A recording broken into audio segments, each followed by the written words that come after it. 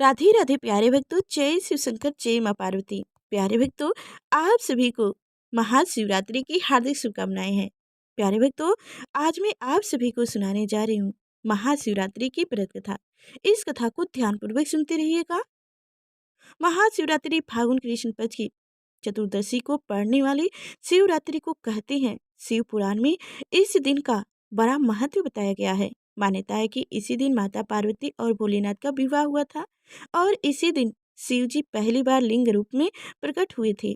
यही वजह है कि सनातन धर्म में इस दिन का खास महत्व है। इस साल 2024 में 8 मार्च को यह महापर्व महाशिवरात्रि मनाई जा रही है।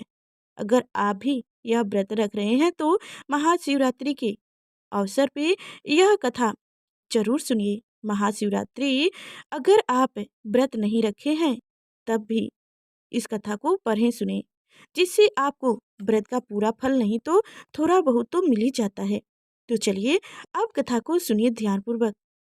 कथा सुनने से पहले आप सभी को बता दें कि हमारे चैनल पर नए हैं तो लाइक कर चैनल को सब्सक्राइब अवश्य करिएगा और कमेंट में जय शिव शंकर जरूर लिखिएगा, जिससे हमें पता चले आप भगवान शिव के सच्चे भक्त हैं और आप महाशिवरात्रि का व्रत भी रखे हैं, कथा भी सुने हैं। तो चलिए अब कथा सुनते हैं। एक बार पार्वती जी ने भगवान शिव शंकर से पूछी, ऐसा कौन सा श्रेष्ठ तथा सरल व्रत पूजन है जिससे मृतलोक के प्राणी आपकी कृपा सहज ही प्राप्त कर लेते हैं। उत्तर में शिव जी ने पार्वती को शिवरात्रि के व्रत का विधान बताकर यह कथा सुनाई। एक बार चित्रभानु नाम का एक शिकारी था। पक्षियों की हत्या करके वह अपने कुटुंब को पालता था, अपने परिवार को पालता था।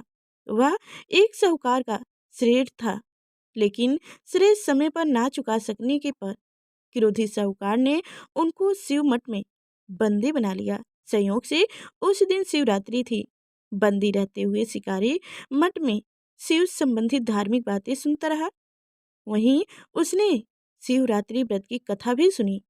संध्या होने पर साहूकार ने उसे बुलाया और श्रेय चुकाने के लिए पूछा तो शिकारी अगले दिन सारा श्रेय लौटा देने का वचन दिया।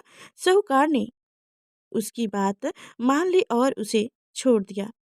शिकारी जंगल में शिकार के लिए निकला, लेकिन दिन भर बंदी गृह में रहने के कारण भूख प्यास से व्याकुल था। सूर्यास्त होने पर वह एक जलसाय के समीप गया और वहां एक घाट के किनारे एक पेड़ पर थोड़ा सा जल पीने के लिए लेकर चढ़ गया, क्योंकि उसे पूरी उम्मीद थी कि कोई ना कोई जानवर अपनी प्यास बुझाने के लिए यहाँ जरूर आएगा। वह पेड़ बेलपत्र सा ढका हुआ था और उसी बेलपत्र के नीचे शिवलिंग भी था, जो सूखे बेलपत्रों से ढके होने के कारण दिखाई नहीं दे रहा था। शिकारी को उसका पता न चला। भूख और प्यास से थका वो शिकारी मचान बनाकर बैठ गया। मचान बनाते समय उसने जो टहनियां तोड़ी उस संयोग से शिवलिंग पर जा गिरी। इस प्रकार दिन भर भूखे प्यासे शिकारी का व्रत भी हो गया और शिवलिंग पर बेलपत्र भी चढ़ गए। एक पहर रात्रि बीत जाने पर एक गर्भवती हिरनी तालाब पर पानी पीने पहुंची। शिकारी ने धनुष पर तीर चढ़ाकर जैसे ही प्रत्यंचा खींची, उसके हाथ से धक्के से कुछ पत्ते एवं जल की बूंदे नीचे बने शिवलिंग पर गिरी और अनजाने में ही शिकारी का पहला पहर की पूजा हो गई। मृग बोली, मैं गर्भवती हूँ, शीघ्र ही प्रवेश करूंगी। तुम एक साथ दो जीवों की हत्या नहीं कर सकते, जो ठीक नहीं है।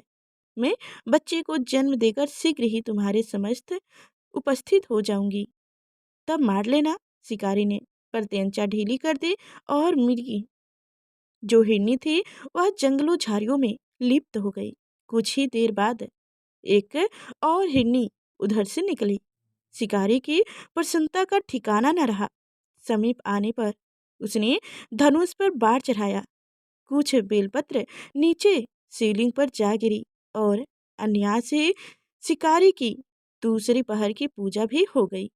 तब उसे देख मृग ने विनम्रता पूर्वक निवेदन किया कि मैं थोड़ी देर पहले ऋतु से निर्मित हुई हूँ। मैं एक विवाहिनी हिरनी हूँ, अपनी प्रिय की खोज में भटक रही हूँ। मैं अपने पति से मिलकर शीघ्र ही तुम्हारे पास आ जाऊंगी। शिकारी ने उसे भी जाने दिया। 2 बार शिकार को खोकर वह चिंता में पड़ गया। रात्रि का आखिरी पहर भी बीत रहा था। तभी एक अन्य हिरनी अपने बच्चे के साथ उधर से निकली। शिकारी धनुष पर तीर चढ़ाकर छोड़ने ही वाला था कि हिरनी बोली, मैं इन बच्चों को इनके पिता के हवाले करके लौट आऊंगी। इस समय मुझे मत मारो। शिकारी हंसा और बोला, सामने आए शिकार को छोड़ दूं? मैं ऐसा मूर्ख नहीं। इससे पहले मैं 2 बार शिकार को खो चुका हूँ। मेरे बच्चे भूखे प्यासे से तड़प रहे होंगे। उत्तर में हिरनी ने फिर से कहा, जैसे तुम्हें अपने बच्चों की मनता सता रही है, ठीक वैसे ही मुझे भी उनकी फिक्र है। इसलिए इसलिए जीवन दान मांग रही हूँ। मेरा विश्वास करो, मैं इन्हें इनके पिता के पास छोड़कर तुरंत लौटने की प्रतिज्ञा करती हूँ। हिरनी का दिन स्वर सुनकर शिकारी को उस पर दया आ गई। उसने उस हिरनी को भी जाने दिया। शिकारी के अभाव में बेल वृक्ष पर बैठा शिकारी बेलपत्र तोड़ तोड़ कर नीचे फेंकता जा रहा था। उसकी तीसरे पहर की पूजा भी संपन्न हो गया। फटने को हुए तो उसके बाद से एक हष्ट-पुष्ट मृग उससे रास्ते पर आया। शिकारी ने सोच लिया कि इसका शिकार वह अवश्य करेगा। शिकारी की तनी प्रत्यंचा देकर हिरन बिनती स्वर में बोला, भाई, यदि तुमने मुझसे पूर्व आने वाली 3 हिरनियों तथा छोटे छोटे बच्चे को मार डाला है तो मुझे भी मारने में विलम्ब न करो, ताकि मुझे उनके वियोग में एक क्षण भी दुख न सहना पड़े। मैं उन हिरनियों का पति हूँ। यदि तुमने उन्हें जीवन दान दिया है तो मुझे भी कुछ क्षण का जीवन देने की कृपा करो। मैं उनसे मिलकर तुम्हारी समस्त उपस्थित हो जाऊंगा। हिरन की बात सुनकर शिकारी ने सारी कथा हिरन को सुना दी। तब हिरन कहता है कि मेरी तीनों पत्नियां जिस प्रकार प्रतिज्ञाबद्ध होकर गई हैं, वो मेरी मृत्यु से अपने धर्म का पालन नहीं कर पाएंगी। अंत्य जैसे तुमने उन्हें विश्वास पात्र मानकर छोड़ा है, वैसे ही मुझे भी जाने दो। मैं उन सबके साथ तुम्हारे सामने शीघ्र ही उपस्थित होता हूँ। उपवास रात्रि जगराता तथा शिवलिंग पर बेलपत्र चढ़ाने से शिकारी का हिंसक हृदय निर्मल हो गया था। उसमें भाग्य बहुत सा शक्ति का वास हो गया था। उसके हाथ से धनुष तथा वारी छूट गया और उसने हिरन को जाने दिया। थोड़ी ही देर बाद वह हिरनी सभी परिवार से शिकारी के समक्ष उपस्थित हो गए, ताकि वह उनका शिकार कर सकें। किंतु जंगली पशुओं की ऐसी सत्यता, सात्विकता एवं सामूहिक प्रेम भावना देखकर शिकारी को बड़ी गलानी हुई। उसने नेत्रों से आंसुओं की झरना बहने लगी। उस हिरन परिवार को ना मारकर शिकारी ने अपने कठोर हृदय को जी हिंसा से हटा सदा के लिए कोमल एवं दयालु बन गया। देवलोक से समस्त देव समाज भी इस घटना को देख रहे थे। उनके ऐसा करने पर भगवान शंकर ने प्रसन्न होकर तत्काल उसे अपने दिव्य स्वरूप का दर्शन करवाया तथा उसे सुख समृद्धि का वरदान देकर ग्रह नाम प्रदान किया। यही वह ग्रह था जिनके साथ भगवान श्री राम ने मित्रता की थी।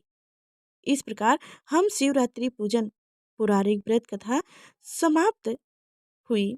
तो प्यारे भक्तों, आप सभी को महाशिवरात्रि व्रत की कथा कैसी लगी कमेंट में अवश्य बताइएगा। तो चलिए अब सुनते हैं एक चिड़िया भगवान शिव की सच्ची भक्त की कथा है। एक चिड़िया जंगल में एक पेड़ पर रहती थी।